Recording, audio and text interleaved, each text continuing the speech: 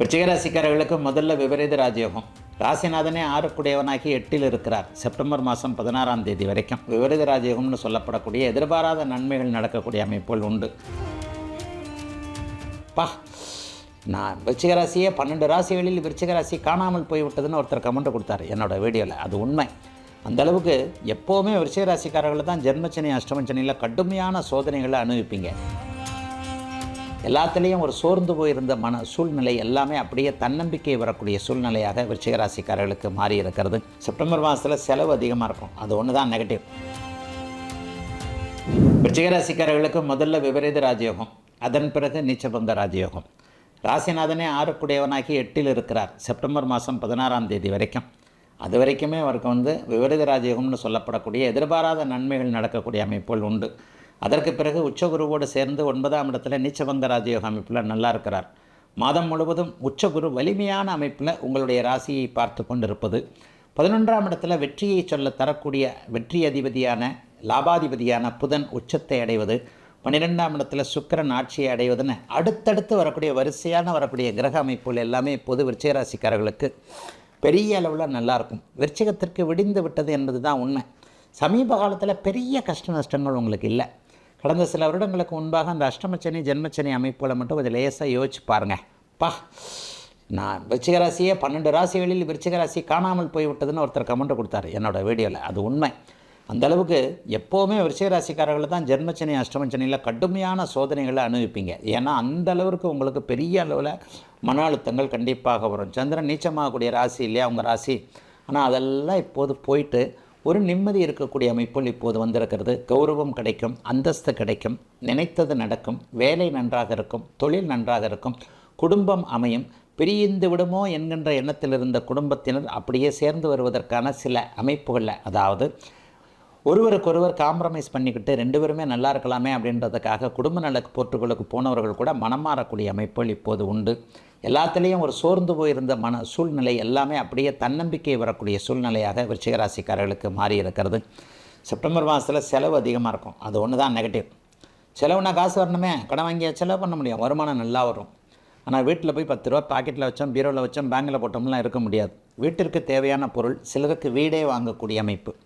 ஒரு சிலருக்கு வீடு அமையும், ஒரு சிலருக்கு ஒரு ஃப்ரிட்ஜ் வாங்குவீங்க, ஒரு சிலர் ஏசி வாங்குவீங்க, ஒரு சிலர் அட்லீஸ்ட் ஒரு குழந்தைக்காவது ஒரு ஷூ வாங்கி கொடுக்கறது, புத்தகம் வாங்கி கொடுக்கறது, இந்த மாதிரியாக ஏதேனும் ஒரு வகையில் நல்ல செலவுகள். மருத்துவ செலவுகள் அப்படின்னு நான் சொல்ல மாட்டேன். அசுப செலவுனா மருத்துவ செலவு தான். மருத்துவ செலவு இல்லைனா வண்டி வாகனம், திடீர்னு டயர் போச்சு, அது போச்சு, இது போச்சு, எல்லாம் இதெல்லாம் வரைய செலவு. எப்போ டயர் போகும்னு தெரியாது. போகும் தான், கஷ்ட நேரத்தில் தான் வண்டி செலவு வைக்கும். அப்பா அம்மாவுக்கு திடீர்னு உடம்பு சரியில்லாமல் வந்துடும். நமக்கே டபால்னு ஒன்று ஆகிடும். ஆஸ்பத்திரிக்கு போனால் இப்போ பயமாக இருக்குது. பில்லை பார்த்தா 5000 10,000 இல்லாமல் நம்ம ஆஸ்பத்திரிக்கு போய்ட்டு வீட்டுக்கு வர முடியாது. அந்த அளவிற்கு அசுப செலவுகள் எதுவும் இல்லாமல் 12ஆம் இடத்தில் சுக்கிரன் ஆட்சியாகின்ற காரணத்தினால் சுப செலவுகள் இருக்கக்கூடிய தன்மை. சிலருக்கு வீடு அட்வான்ஸ் கொடுக்குறேன், அந்த கார்டு அட்வான்ஸ் கொடுக்குறேன், இதை வாங்குகிறேன் அதை வாங்குகிறேன் அப்படின்னு சொல்லிட்டு ஒரு தைரியமாக எதையும் வாங்கக்கூடிய சூழல். 6ஆம் இடம் இப்போது புனிதத்துவத்தை அடைகின்ற காரணத்தினால் நல்ல கடன்கள் அமையக்கூடிய அமைப்புகள் என வருமானமுள்ள மாதமாக அமைஞ்சிருக்குங்க. அத்தனை விருச்சிகராசிக்காரர்கள் எல்லோருக்கும் இந்த செப்டம்பர் மாதம், இதோ செப்டம்பர் மாதம் பிறக்கப் போகிறது. நாட்கள் போகிறதே தெரியல, அதுதான் உண்மை. மாதங்கள் எப்படி உருண்டோடுகிறது, வருஷங்கள் அப்படியே பறந்துக்கிட்டு இருக்கு. நமக்கு கொஞ்சம் வயசாகிருக்கு, ஆனால் நம்ம நல்லா இருக்கிற மாதிரி தெரியலவே என்கின்ற மாதிரியாக சில பேர் நம்மில் எப்போவுமே ஒரு குழப்ப மனசுலே இருக்கிறீங்க. பெரும்பாலும் ராசி பலன் வீடியோக்கள் பார்க்குறவங்கெல்லாம் அடுத்த மாதமாவது அடுத்த வாரமாவது நாளைக்காவது எனக்கு நல்ல காலம் பிறந்து விடாதா என்கின்ற ஒரு ஆதங்கத்தில் தான் அந்த ராசி பலன் வீடியோக்கள் பார்க்குறீங்க. போன மாதம் ஆகஸ்ட் மாதம் முழுவதும் சுக்கிரன் நீச்சம். அதுவும் உலக வாழ்க்கையில் மிகப்பெரிய அளவில் ஒரு சொகுசை கொடுக்கக்கூடிய, பணத்தை கொடுக்கக்கூடிய, அனுபவிக்க வைக்கக்கூடிய சுக்கிரன் நீச்சம்ன்றதுனால பெரும்பாலானவர்கள் போன மாதம் நல்லா இல்லை. இதை நான் ரிஷப துலாம் ராசிக்காரர்களுக்கு சொல்லியிருக்கிறேன். அந்த ரிஷப துலா ராசிக்காரர்களுடைய ராசிநாதன் நீச்சம். அப்போ போன ஆகஸ்ட் மாதம் முழுவதும் ஏதோ ஒரு வகையில் வருமானத்தை இழந்து, கஷ்டத்தை அடைந்து, ஒரு மாதிரி நினைத்தது நடக்காமல், எதுவுமே சரியாக வராமல் இருப்பவர்களுக்கு இந்த மாதமாவது ஏதாவது ஒரு வகையில் நல்லா இருக்குமா அப்படிங்கிறது தான் செப்டம்பர் மாதத்துடைய கேள்வி. மாத பலன்கள் நான் ஏற்கனவே நம்ம ஃபுல் அண்ட் பக்தி சேனலில் சொன்ன மாதிரி மாத கிரகங்கள்னு சொல்லப்படக்கூடிய சூரியன், செவ்வாய், சுக்கிரன், புதன் ஆகிய 4 கிரகங்களுடைய இயக்கங்களை வைத்து சொல்லப்படுவது. செப்டம்பர் மாதத்தில் சனிப்பெயர்ச்சி இல்லை, குரு பயிற்சி இல்லை, குரு அதிசாரத்தில் போவார். அது கூட இப்போ இல்லை, இன்னும் 2 மாதம் கழித்து தான் குரு வந்து அதிசாரத்தில் போவார். ராகு கேது பயிற்சியும் இல்லை. வருடாந்திர கிரகங்கள் நிலையான அமைப்பில் இருக்கையில் மாதாந்திர கிரகங்களான சூரியன், செவ்வாய், புதன், சுக்கிரன் ஆகிய 4 கிரகங்களுடைய நிலைமையை வச்சு செப்டம்பர் மாதத்தை எப்போ இது பண்ணுறதுன்னு கணிச்சிடலாம். செவ்வாய் என்ன நிலைமை? செப்டம்பர் மாதத்தில் 2 ராசிகளில் இருப்பார். சூரியன் அவர் வந்து தமிழ் மாதத்தில் முதல் தேதியில் மாறி ஒவ்வொரு தமிழ் மாதமும் சூரியன் முதல் தேதியில் மாறுவார். இது ஆங்கில மாதம் தானே, செப்டம்பர் மாதம். அப்போ இப்போ இருக்கக்கூடிய சிம்ம வீட்டிலும் அப்படியே அடுத்த கன்னி வீட்டிலும் 2 இடங்களில் நல்ல நிலைமைகளில் தான் சூரியன் இருக்கிறார். செவ்வாயை எடுத்துக்கிட்டிங்கன்னா செப்டம்பர் மாதம் 15ஆம் தேதி வரைக்கும் இப்போது இருக்கக்கூடிய மிதுன வீட்டில் இருப்பார். அதன் பிறகு செவ்வாய் வந்து அப்படியே கடகத்தில் நீச்சம்னு ஒரு வலிமையற்ற நிலைமையை அடைவார். செவ்வாய் நீச்சமானாலே விருச்சிக ராசிக்காரர்கள், மேஷராசிக்காரர்களுக்கு ஏதாவது குழப்பங்கள் வரும், அவங்களுக்கு ஒரு தயக்கங்கள் வரும். அப்படி ஏதாவது இந்த மாதம் வருமானு பார்த்தா இல்லைங்க.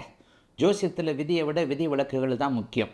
செவ்வாய் 16ஆம் தேதிக்கு பிறகு செப்டம்பர் 16க்கு பிறகு நீச்சத்தை அடைந்தாலும் கூட நீச்சபங்க ராஜயோகம் என்கின்ற அதி அற்புதமான குருவோடு உச்சகுருவோடு சேரக்கூடிய அமைப்பு அவருக்கு எக்ஸலண்ட்டாக இருக்கும். அதனால் வந்து மேஷ விருச்சிக ராசிக்காரர்களுக்கு கூட அந்த நீச்சத்தினால் கிடைக்கக்கூடிய ஒரு கெட்ட தன்மைகள் கண்டிப்பாக இருக்காது.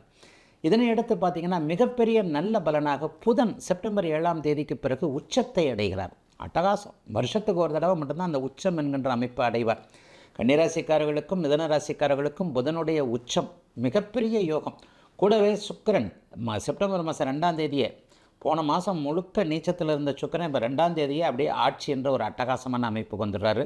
கிட்டத்தட்ட ஒரு 2-2.5 மாதம் துலாத்தில் அவர் ஆட்சியாக இருப்பார். ஆக எல்லா ராசிக்காரர்களுக்கும், பெரும்பாலான ராசிக்காரர்களுக்கு நன்மைகளை கொடுக்கக்கூடிய அமைப்பில் தான் செப்டம்பர் இருக்கிறது. கூடுதலாக கடந்த மாதம் பாதிக்கப்பட்ட ரிஷபம், துலாம் ஆகிய 2 ராசிக்காரர்களுக்கு ராசிநாதன் நீச்சத்தை விட்டு விலகி செப்டம்பர் மாதம் 2ஆம் தேதியே ஆட்சி என்கின்ற அருமையான பலத்தை கொண்டிருப்பதாலும், மிதுனம் கன்னிராசிக்காரர்களுக்கு புதன் ராசிநாதன் உச்சத்தை அடைந்திருக்கின்ற மிகப்பெரிய யோக அமைப்பினாலும், மேஷம் விருச்சிக ராசிக்காரர்களுக்கு செவ்வாய் நீச்சமானாலும் செப்டம்பர் மாதம் 16ஆம் தேதிக்கு பிறகு நீச்சபங்க ராஜயோகம் என்கின்ற வலிய அமைப்பை அடைகின்ற காரணத்தினாலும் உண்மையிலே இந்த செப்டம்பர் மாதம் போன மாதம் கஷ்டப்பட்டவங்களுக்கெல்லாம் ஓரளவுக்காவது நல்லா தாங்க இருக்கும்.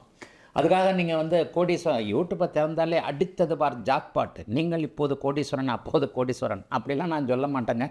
அந்த மாதிரி என்னுடைய வீடியோக்களுக்கு தம்ப்நெயிலும் எந்த சேனல்லையும் வைக்க மாட்டாங்க. உங்களுக்கென்று ஒரு பிறந்த ஜாதகத்தில் ஒரு உயரம் இருக்கிறது. நீங்கள் 1 லட்சம் சம்பாதிப்பீங்களா, 10,000 சம்பாதிப்பீங்களா, 1 கோடி சம்பாதிப்பீங்களா, பல பெரிய மிகப்பெரிய, ஏன்னா ஒரு ராசியில் பிச்சைக்காரர் இருப்பார், மிகப்பெரிய அம்பானி போன்ற கோடீஸ்வரர் இருப்பார்.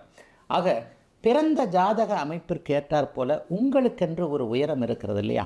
அந்த உயரத்திற்கு ஏற்றாற் போல 1 மடங்கு அதிகமான வருமானங்கள், 1 மடங்கு அதிகமான ஒரு நல்ல உல்லாச அனுபவங்கள், அதற்கேற்றாற் போல நிம்மதியான போக்குகள் போன்ற அனைத்தும் கிடைக்கக்கூடிய சூரியன் ஆட்சி, புதன் உச்சம், சுக்கிரன் ஆட்சி, செவ்வாய் நீச்சபங்க ராஜயோகம், சனி குருவின் பார்வையில் மிகப்பெரிய உயர்நிலை அமைப்பு என பெரும்பாலான கிரகங்கள் நல்ல அமைப்பில் இருக்கின்ற காரணத்தினால் 12 ராசிக்காரர்களுக்கும் பெரிய அளவில் சோதனைகள் எதுவும் இல்லாமல் நல்ல மாதிரியான மாதமாகவே இந்த செப்டம்பர் மாதம் இப்போது கண்டிப்பாக அமைஞ்சிருக்குங்க.